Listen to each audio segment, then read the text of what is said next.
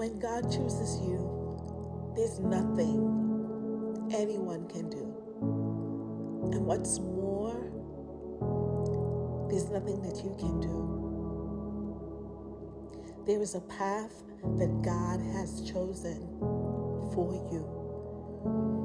That path is not in the meadows green only, but is up the mountains.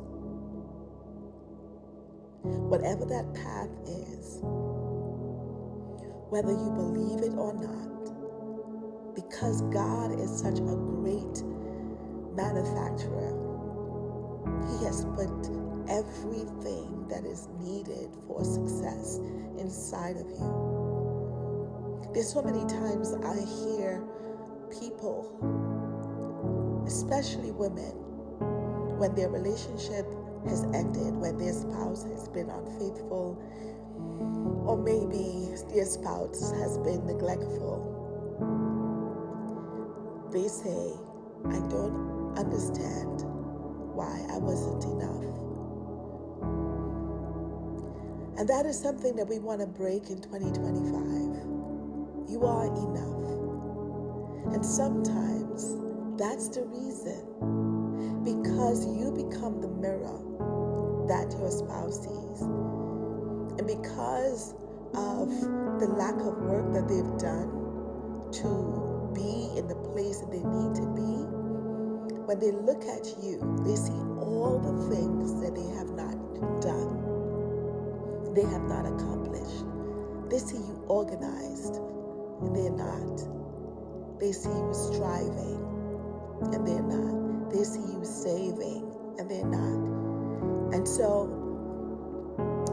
they become resentful, deflecting, and they start gaslighting. And what's really, really, really horrible about that is that you begin to believe the narrative. But when God chooses you, there's nothing that they can do.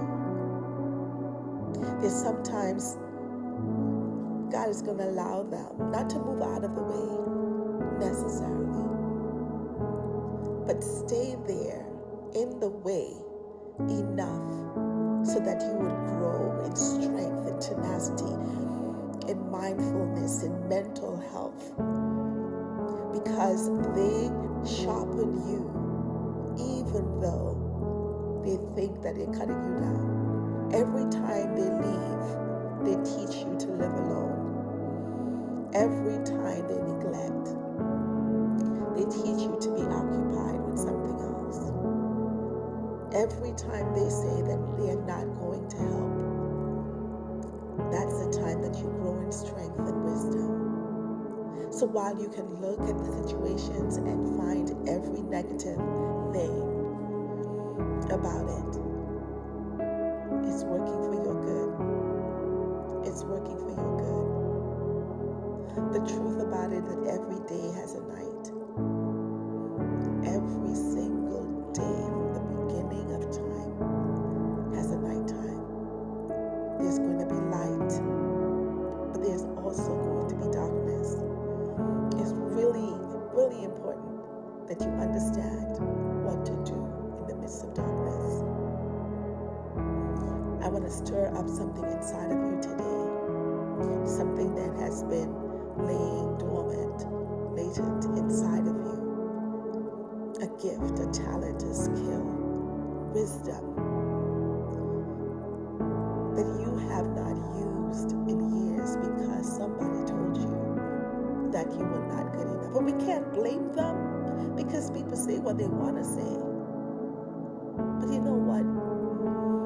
It's not cool. You started to believe it. You believe it. And you stop volunteering. You stop moving to the front. You stop dressing well. You stop speaking up. Moving further and further in the back. And you call it humility.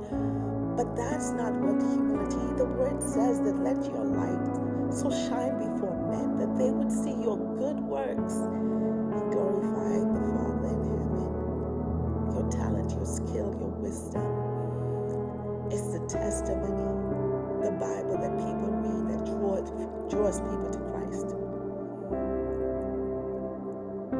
So you kind of leave all of that negativity in 2024. And there's sometimes moving is not a physical move first.